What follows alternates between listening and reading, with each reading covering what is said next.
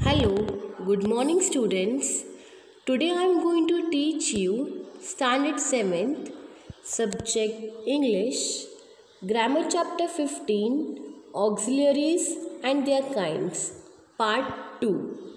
Students, auxiliary is a helping verb. We have seen in the last video that auxiliary verbs are divided into two kinds. That is primary auxiliary verbs and modal auxiliary verbs. So in this video we are going to see about modal auxiliary verbs. So students, modal auxiliary verbs contains the words like can, could, may, might, would like to, used to, should, must, ought to, dare and need.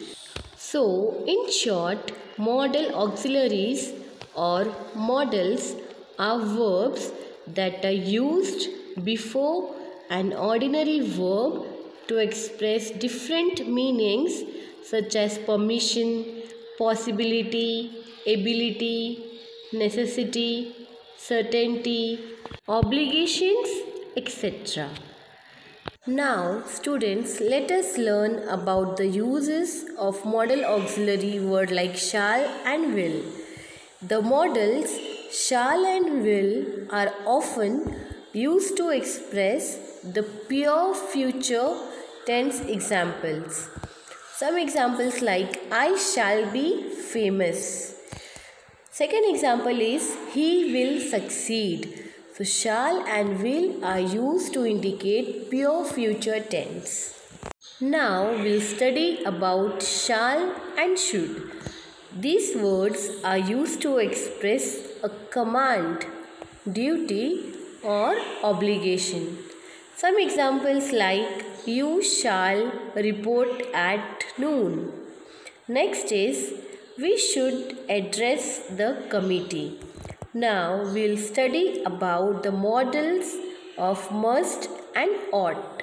These modals are used to express necessity or obligations. Example like we must listen to him. Next example is you ought to respect your teachers. So these are indicating necessity or the obligations.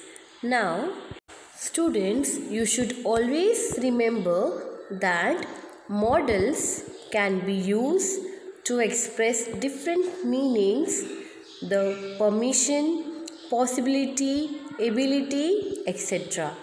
depending on the context they are used in. So we should always remember this point. Now let us see again with some more examples. Modal verbs and examples. First is can and could.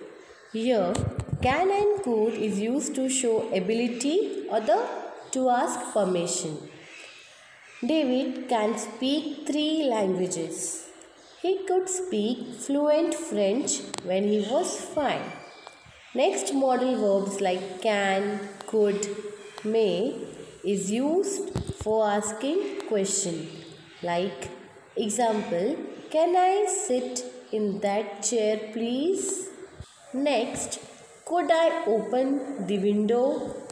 Next example, may I borrow your dictionary?